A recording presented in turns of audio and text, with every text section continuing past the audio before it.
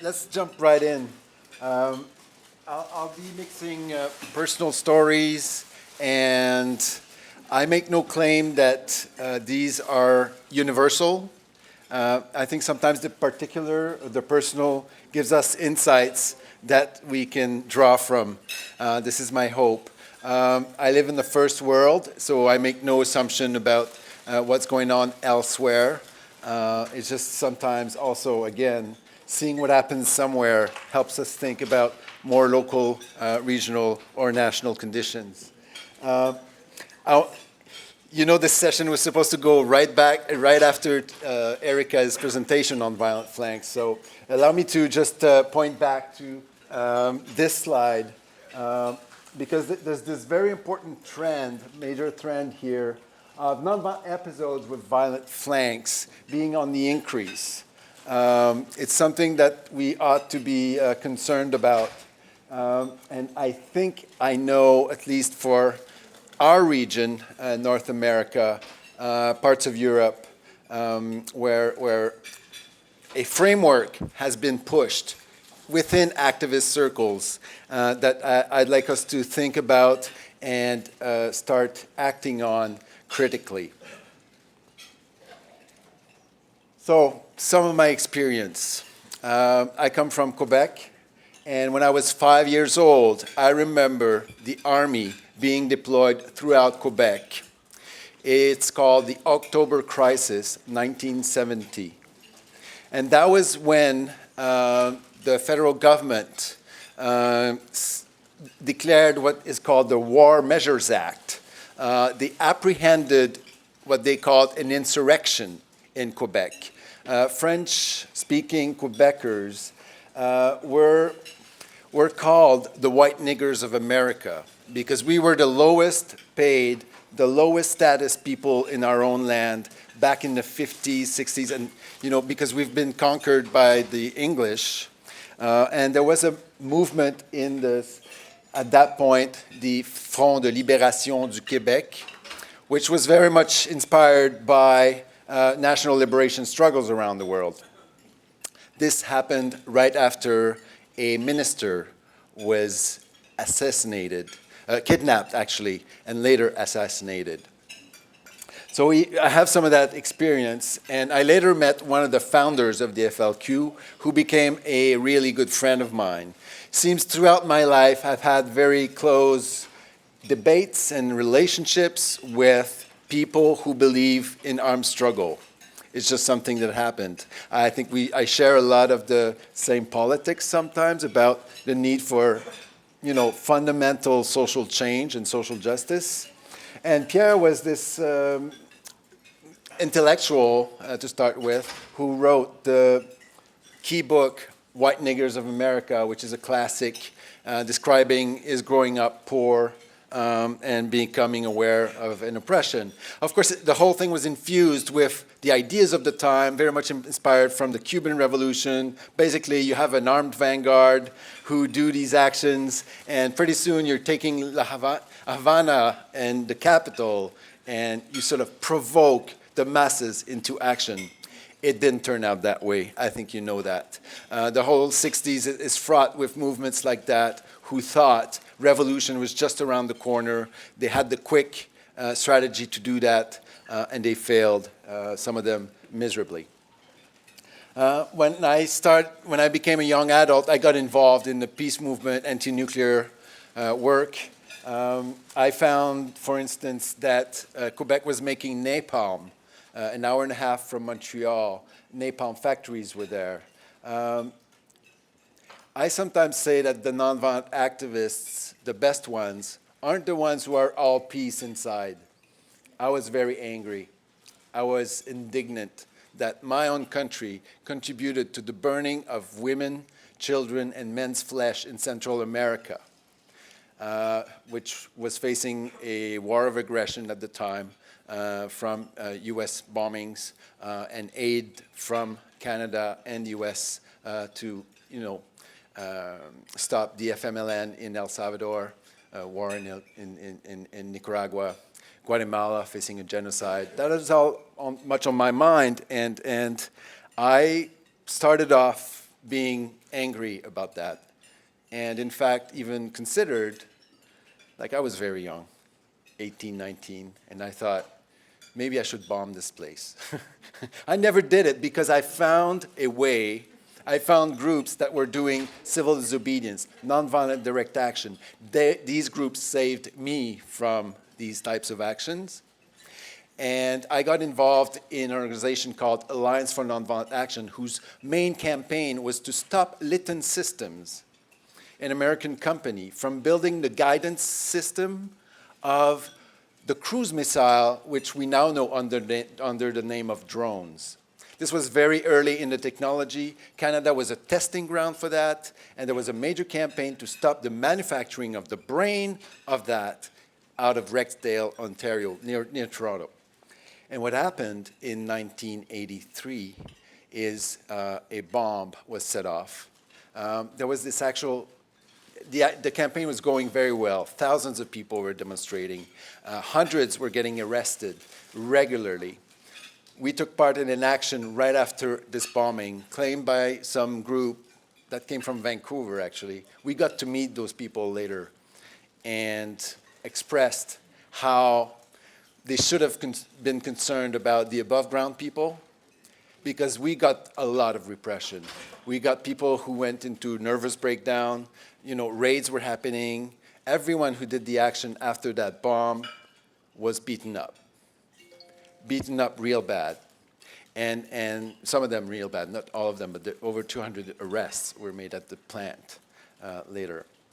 And one episode, one of us, it wasn't me, but a friend, and the police beating him was saying, "Come on, hit me," as if he wanted that response from us nonviolent civil resistors to justify the repression. That image always stayed with me, in the sense that they need us, they need to provoke us in order that we deviate from successful strategy.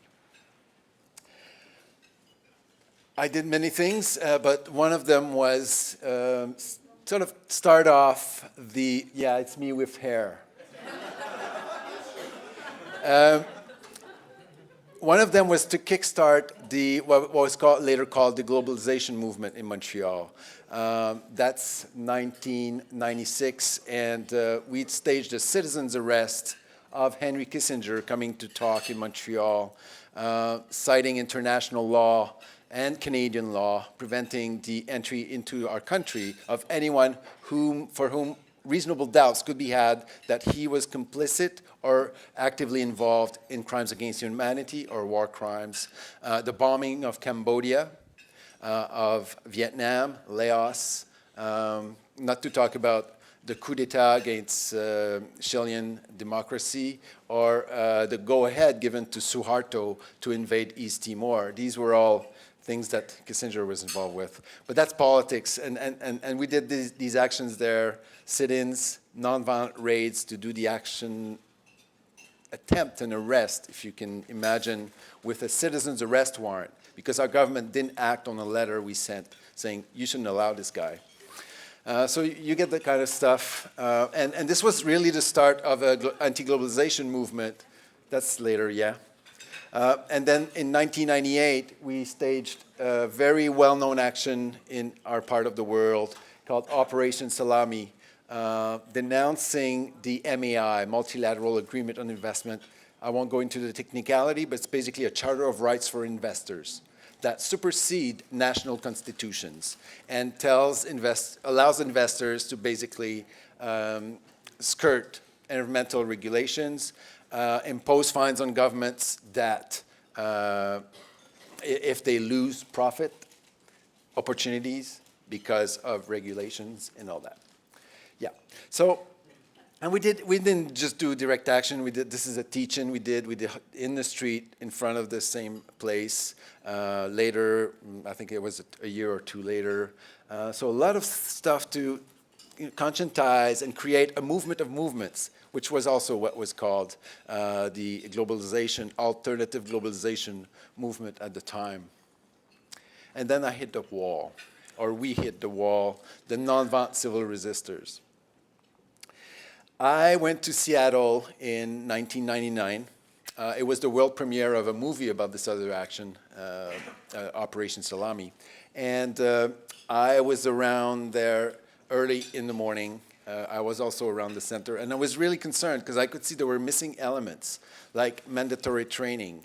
Guidelines were sort of given, but not enforced. And I felt that this could go wrong. But it went very well early in the day, except for this incident where I witnessed in front of me a black-clad person, a guy, very nervous, going like this, grabbing newspaper boxes and post office boxes, throwing them in the streets. And I saw this young woman who was with the activist community there, who went up to him and said, we agreed we wouldn't do that. And he turned around and just punched her in the face. That stayed with me. That created in me, oh, maybe some of these guys aren't what we think they are, like allies and people like that. And later in the day, as you know, we were the action was very successful in stopping the World Trade Organization from meeting. It created precedent. But what I saw when I was there, was pretty soon you saw these gangs of black people wearing bandanas, dressed in black, going around, smashing windows, and throwing projectiles at the police from outside, going in. So you can imagine that the people doing the sit-ins, some of them were in lockdowns, like using pieces of equipment to really be hard to be removed. And the police were being provoked from behind them. And I read later the accounts from, we call them the Black Bloc. It's a tactic. They say it's not an organization. It's not an organization. But claiming that they were really protecting the nonviolent civil resistors. And there's a whole rewriting of history that has happened since about that. And the wall for me was really in 2001, after many years of organizing. The Summit of the Americas was taking place in Quebec City. That involved 34 states coming to negotiate a new free trade agreement, much like the one we had fought earlier. And in the months leading up to it, this is me being really concerned, because what they did was hit the media first. And months of work, I had worked really hard to bring labor unions, community groups, and basically everyone who could move to oppose that new free trade agreement. And what happened is really we were, I'll say it, organized, at least on the web, and that by people calling on just an anti-capitalist carnival. And this is what, there's another action we did a few weeks before. But yeah, I'm sure some of you have seen this kind of situation before. Yeah. I mean, it's nothing new, so I'll just skip for now. And what happened in 1999 is in Montreal, a group started saying they were organizing, and I knew these people very well, started organizing a sort of different organization, I'll call it that, based on what they called, and that's the first time I heard it, and looking at the record, I haven't found the other first time, so I think it came from Montreal, respect for a diversity of tactics. I think it's wonderful because it's respect and it's diversity and it's tactics. Who's against respect for a diversity of tactics? What does it mean? I only found one definition, really, and it's basically, nonviolence is not the only way to struggle, and we stand in solidarity with all the other forms of struggle. Sounds good.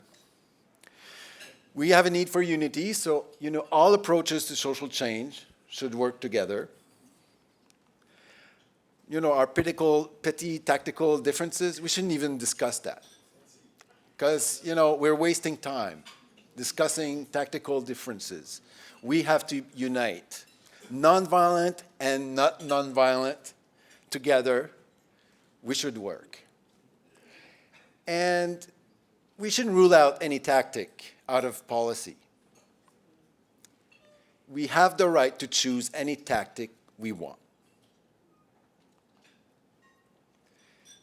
And also, very importantly, there should be no organization ever enforcing a code of behavior. Or, excluding some tactics is authoritarian, is patronizing, is really stopping solidarity with the rest of the world, where people are on the front lines are really taking up arms and making huge sacrifices. Who is saying this? This is respect for a diversity of tactics. It's an organization? Not an organization, it's a framework. It's like, I would say it's a competing framework to civil resistance. It's one that, and the emergence of that, I think, changes the game because it sounds so good. I mean, people who don't have much experience, I know in Montreal right now, the activist subculture is infused with it, to the point where you can't organize except outside of it. And they will come and argue those points. And it's become the base of unity for a lot of what's going on. And the clear result is people step out on the street and they get arrested. The police are there, and the masked people, the bandanas, the people with the rocks, they get kettled. And so, for one thing, we can really see how this framework has shrunk the space for civic action. It's very clear. But some people would oppose that, it's not our choice of tactics. Our choice of tactics has no impact on repression. So there's a whole discourse of criminalization of dissent. And it's seen as this, one-sided thing. Do you see where I'm going? Like, it's sort of a self-fulfilling prophecy, and anything then becomes us versus the police. And there should be never any criticism of other tactics, before, during, or after events. My own experience has been that I've had my face printed in anarchist papers in Montreal denouncing me as a sellout, as a stupid moderate, all kinds of insult. My son and me were physically threatened. And some of those writings, I'm sure many of you have experienced that kind of stuff. But, let us say that the brutality is there, the language is very violent, and this applies only to people not using the diversity of tactics framework. Because surely from the people who use the respect for a diversity tactics framework, I've had a lot of criticism. So basically it's about including what we call black bloc tactics. What are those? Practically, again, you've seen examples the world over. It's very media friendly. I mean, for all the criticism of the media system that I share and the structure of ownership and what this does, I mean, they tend to see it very monolithically, but this really panders in a major way to the media. This is G20 in Toronto, a $1 billion security operation, $1 billion, which saw hundreds of people violated, beaten, put in detention, and the whole thing became really approved from a test case for the Harper government, and I think other global leaders. You've seen the routine, the summit things have become really, really more and more infused with these kinds of things. So there's all kinds historically, when the black bloc is around, you've seen some or all of these things, including, it's mainly about projectiles of all kinds. Some of them could be deadly, some of them paint bombs. And I don't have to really go into it, but there's also a lot of, and if you're going to take what you learned here this week out in the world, be aware that this involves also taking a strong stand sometime. And you may face arguments and people who are very heatedly confronting you, and sometimes it may go to other things, but be aware. And so it's not all lovey-dovey for civil resistors. I think you knew that. So yeah. Oh, and the way it's set up, it was like that in Quebec City, and they often repeat that. It's really the framework is you have the red zone. This is where anything goes. So the black bloc will be there. But they say, you know, we all work together, so it's fine. You go in either the yellow zone where, you know, there might be other confrontational things like civil disobedience, sit-ins, disruptive things maybe, and this other area, the green zone, where everything is going to be nonviolent and peaceful, and that's where you can have children. The reality of it has been, including in Toronto and other places, that as soon as the black bloc has done its thing, what does it do? It sheds its outfit and runs straight into the demonstration, where the police now have an excuse, if they didn't have it already. I believe events like this are like animals, they're organisms. And as soon as you have trashing and violent flanks present, it doesn't work. Like it's not a nonviolent event anymore. Much like, you know, you can't have a glass of clear water if you drop one drop of blood in it, right? And you can't have a vegetarian meal if there's a piece of chicken. It makes sense to us, but you know, it's the way it's framed, and it's very powerful. And what you notice is that the diversity really disappears. The diversity of the women, of the children, of the participants. The diversity also of the types of actions. The diversity of opinions. This becomes a festival of something else. And it sort of clear cuts everything around it. Why do I care? Why should we care? Because I know, and you know, a lot of lives are being lost needlessly because of frameworks like this. Actual injuries, actual post-traumatic stress disorders. And I think it incumbent, and most importantly, our movements, which are about making this planet and our countries freer, sustainable, and happy. And this is destroying that dream. So we got to act. Remember this slide from Erica? Basically, success comes from participation. Magic number, remember?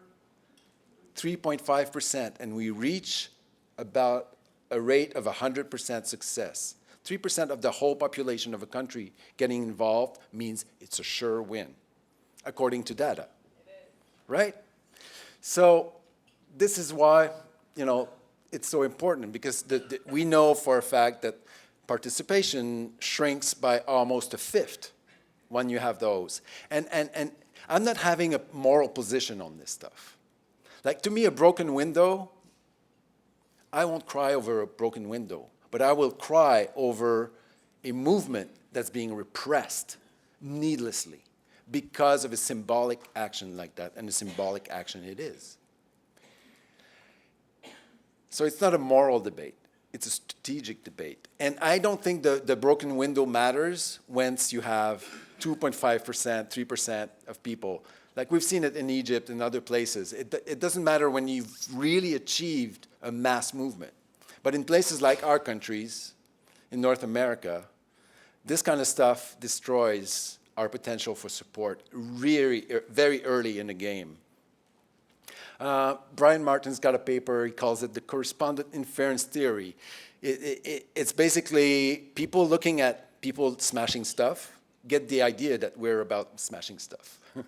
And so they don't support us. So the theory is that ordinary folks are just whitewashed by this media obsession, and there is one, with the violence.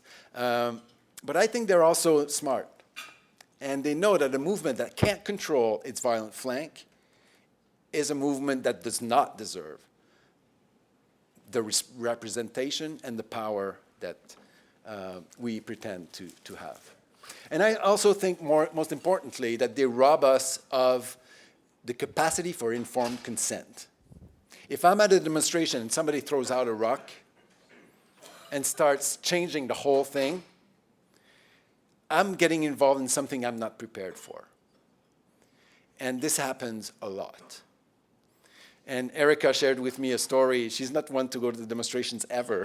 And she said, I got this thing, and I wanted to go demonstrate against the killings of blacks by police. And there was this demonstration being called, and I was all set to go. I had a sign and everything. And then I went to check on the website, and it said, this is going to be a demonstration based on diversity of tactics. If you're not prepared to be around people who need to express their anger in whichever way they want, stay home.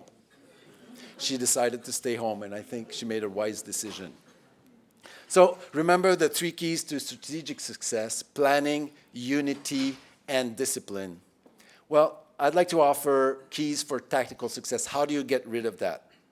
You won't make friends necessarily very quickly with people in the other framework, but your thing will work, and over the long term, I'm sure you can convince people. I've had myself time.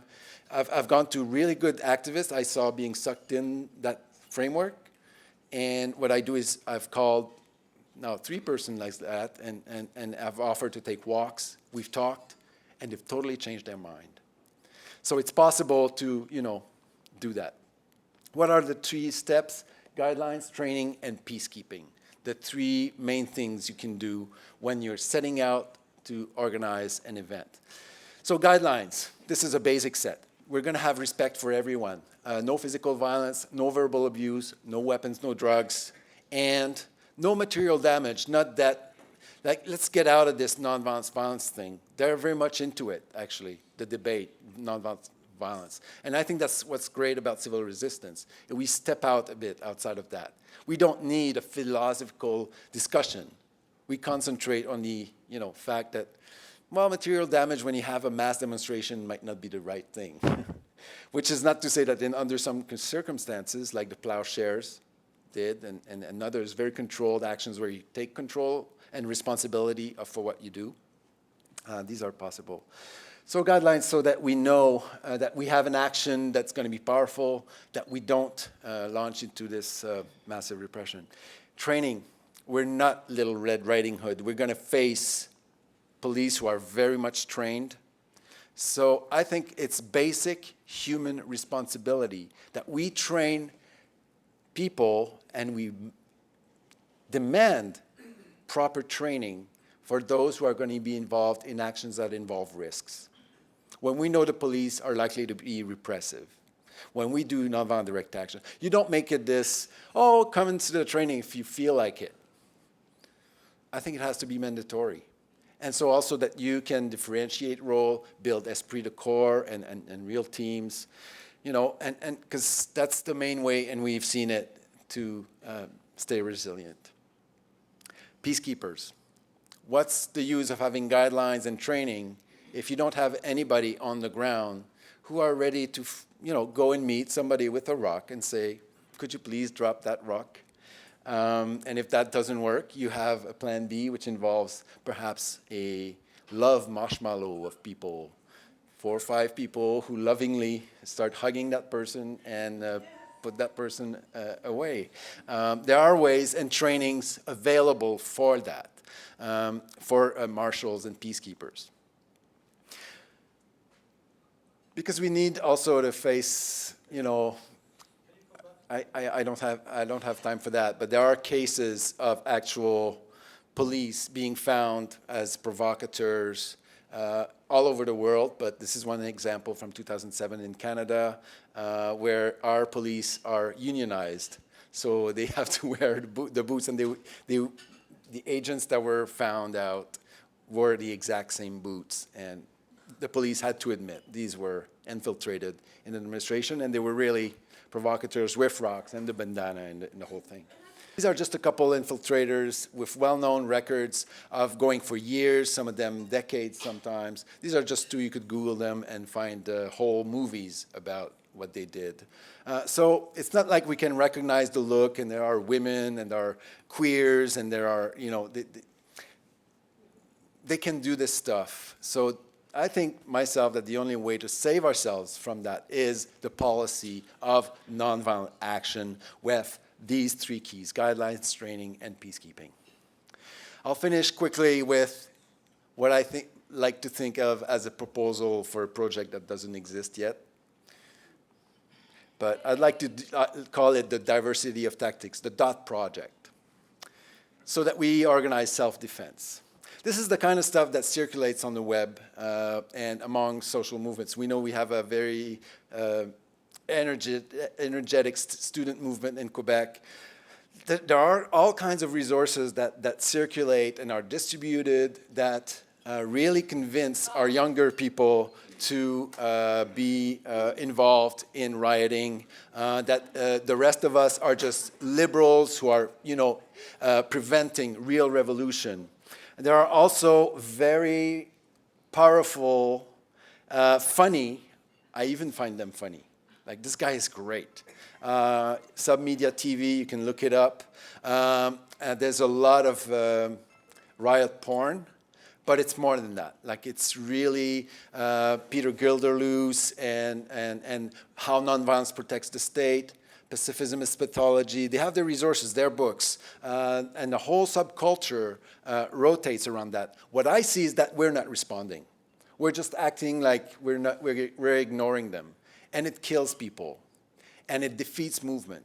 And I think we need to have monitoring. We need to have, so let me run through it. I've thought of 5 steps, okay? We need monitoring and tools to actually think, look at what they're saying, identify the falsehoods. I mean, I don't think this is going to be the main thing, but we need to have that.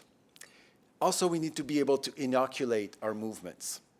And some of it is, of course, having this stuff and doing these kinds of discussions and presentations with people. People just don't know. And also having nonviolent action as part of your DNA as an organization, as a coalition, is really important. They will come and fight it. I've seen it. I've experienced it. But you will have a much stronger ground if you've built your coalition based on nonviolent action to start with. And then this really should be first, organizing. The best way to combat this kind of framework is effective campaigns, is actual movements that use it. As Gandhi said, examples are not the best way to teach. Examples are the only way to teach.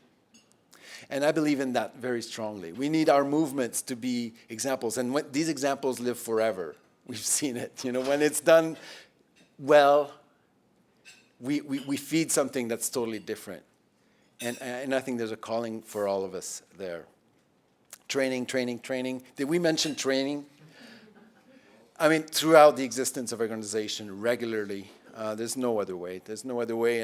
And Mary talked about, as soon as they stopped training, everything went down. And finally, the types of interventions that we can do to actually defend our option of nonviolent struggle, of civil resistance.